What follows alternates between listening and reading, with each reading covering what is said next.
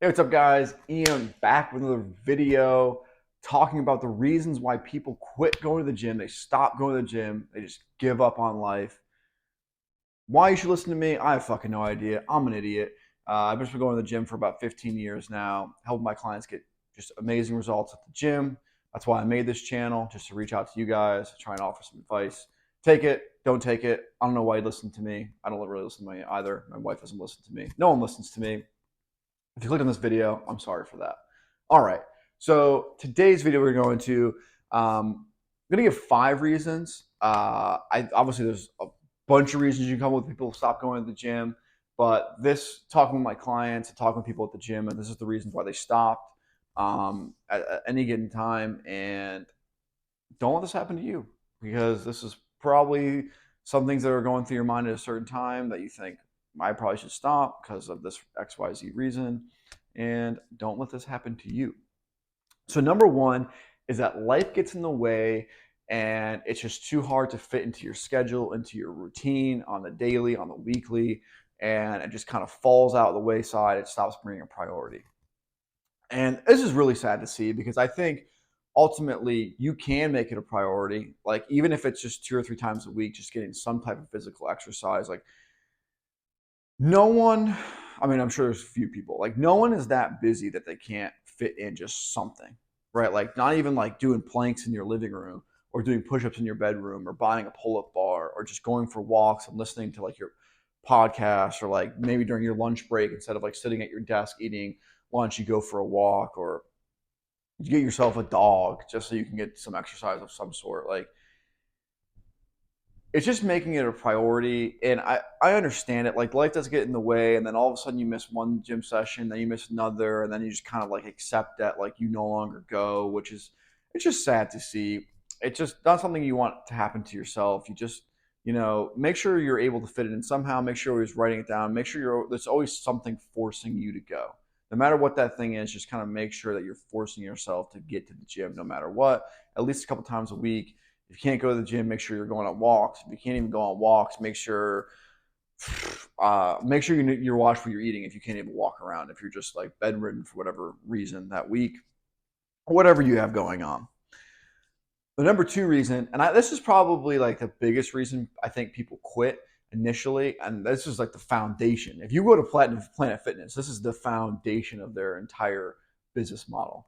Is that number two? Is that people become impatient with the results they're not seeing at the quickest pace, or they just feel exhausted after going for like a week or two, and their body just can't handle it because they haven't been working out, and then all of a sudden they bought a program, or they saw workouts on YouTube, and they're like, I can go do that. And then they go do that, kicks her ass, and they're like, I can't fucking do this. Or, like they eat like shit, but they go work out and they do, extremely exhausting workouts, and they don't see any results after a month. They're like, this is bullshit. Like, I thought I was going to get six pack abs in 30 days. Like, I saw this on Instagram or YouTube. Like, this guy got six packs, and, and it didn't work for me. So, like, I'm giving up. Like, this clearly, it's a genetics thing. I'm not going to ever get in shape. So I might as well just quit now. And I really don't like that. And that is because anything worth anything in life, right, is going to take time, no matter what it is. Whether it's getting a great body, getting some money, building great relationships with people, getting the job that you want, getting a degree, you name it. Anything worth anything in life is going to take time. It's not going to be 30 days. It's not going to be 60 days. I mean, 3 months, right? Like, I know, like, in our program that with my clients I work with, like, it's 6 months. Like, you are not going to go get the ideal body that you have always wanted in 6 months. Always, depending, it all depends on where you start from. So yeah, it's crazy to expect that, and also it's crazy to expect your body to bend one way for so long to automatically switch up and be like, okay, well, you've always been overweight, and now because I ate right for 30 days and I went to the gym, 16 out of those days, I expect my body just to flip a switch and to look great again. Like, that's impossible, and it's an impossible ask from yourself. And people become discouraged very easily when they do not see quick results. And obviously now we live in a world where everything is at our fingertips with our phones. Like, we text people, we expect them to answer within seconds, if not minutes. And we get paychecks. Like it should be immediately 12:01 on the day I get paid. Like the money should be there, or like you name it. Like we expect everything instantaneously nowadays. So we don't see those results instantaneously.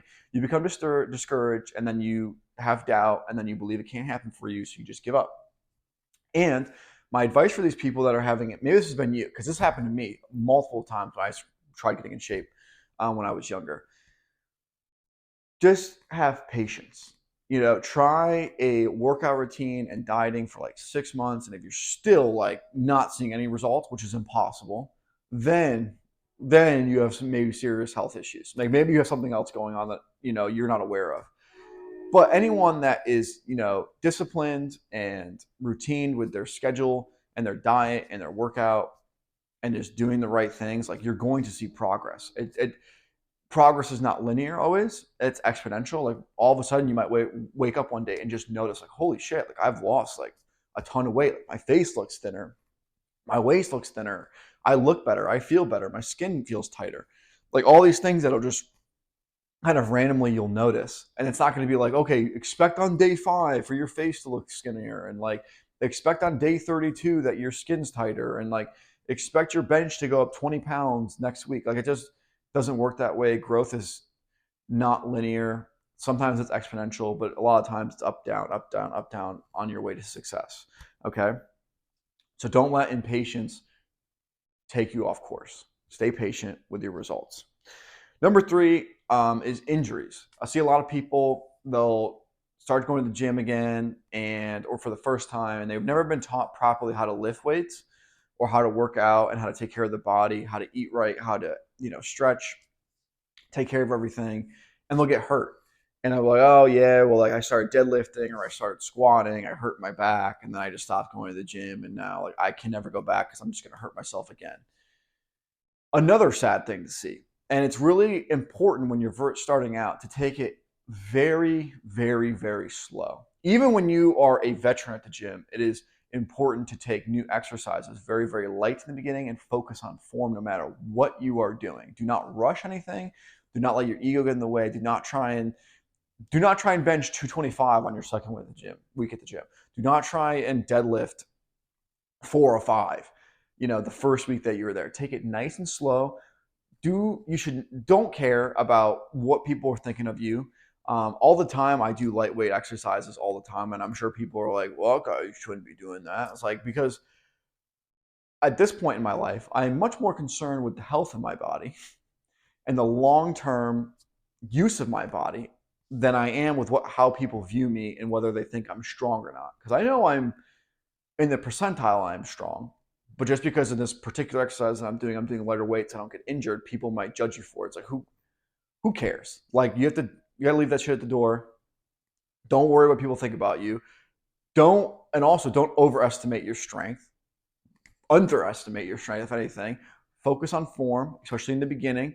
Watch tons of videos, get a coach or fitness trainer if you've never worked out before to teach you how to properly use good form. Highly recommend that.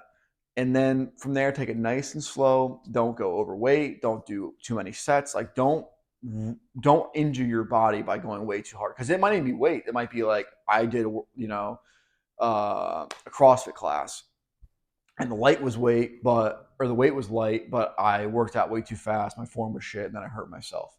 So just be aware of that, okay? Because you don't want to ruin your progress because you try to go too hard in the beginning. Number 4 is it becomes too expensive for people, which, yes, it definitely can be, right? Like, especially if you get sold on like, oh, I need all these supplements. Like, I need to eat like this exact meat that's like grade A, grade AA, organic, like all these types of things that come along. And a lot of people I'm an all or nothing person. A lot of people are all or nothing. Like if I can't work out, eat right, like sleep 8 hours, and like I don't even want to bother doing any of it, I might as well just become a degenerate at that point. And it does get quite expensive. And the way you can cut down on cost is, maybe go to the cheaper gym, maybe something more time effective. Maybe you get home gym equipment. Maybe you don't buy all the supplements, because most supplements are useless, or they're supplements for a reason. They supplement what you're supposed to be already doing, and people want to take the shortcut and think that supplements can substitute for their terrible diet or their lack of exercise, and that is not the case. So the only supplements I ever take are maybe pre-workout and protein, and that's it. I do like pre-workout because caffeine is definitely a good drug before working out, and protein. I'm sure there's others I could take. I just don't feel the need for it because they are expensive and not really in the mood right now to see which ones work and which ones don't work. And even if they do, is it really worth like the incremental gains and feeling better? Not necessarily. So just my 2 cents on that. And then also the expense part of it. I mean, yes, it is expensive necessarily to get a gym membership, to eat healthier. Sometimes those foods are more expensive, but it's better than that, than the hospital bill, when the drugs you're going to have to pay for when you're overweight and you're unhealthy and now you're taking all these medications. So it's either you pay for it now and you spend a little bit now, or you really pay a lot later. So do that cost benefit analysis, how much diabetes costs or how much cancer costs, because it ain't cheap. Number 5 is that they lose interest in going. They lose motivation. And I mean, I feel like this kind of goes in case in point with like 1 and 2, like you just stopped going or like you got hurt. Yeah, I mean, I think the way to keep it fun is to always have a certain goal. And I think what happens to a lot of people when they lose weight for the first time is they'll lose it. And this happened to me, is like you'll lose it and then you didn't have a goal after that point. So then you kind of just went back to your normal life. And especially if you're not like super overweight, like if you're like 10 to 15 pounds overweight, like you could lose that in 2, 3 months, right? And so it doesn't take you that long to do it. You completed it, and it wasn't necessarily long enough to have that routine embedded in your lifestyle, embedded into your daily routine. And now you just go back to the way you were living before. You kind of lose that motivation, and then you're like, okay, well, if I ever need to do it again, I will. And then all of a sudden, like 2 years goes by, now you're 20, 30 pounds overweight. And I got to the point where I was 50 pounds overweight, and then I had to lose all that weight again. So just constant goals, like whether it's like just like lifting 5 more pounds on a lift, or maybe like getting to a certain weight, or like making a muscle look a certain way, or to beat a certain time. Like just make sure you always have a goal, and that will always keep you engaged because you'll always be working towards something. And it literally never ends. But it's the same with anything, right? Like any goal is going to be constantly worked on, and then you feel like, oh, now that I got this thing, I can rest. It's like, no, you can never rest. The only thing you could do is just keep going farther, right? I forget the quote, but I'll never forget it. It had to do with an explanation of, does the universe end or not, right? And the quote was, well, if I shoot an arrow and like let's say there's an end and it hits a wall, what happens if I stand on top of that wall and then I shoot an arrow again? Where will it go then? And I know that necessarily like loosely applies to the situation, but I think it's important when it comes to like goal setting, is that initially you're going to set a boundary for yourself of like where you think you can go, like a limit. You're going to set a natural limit for yourself.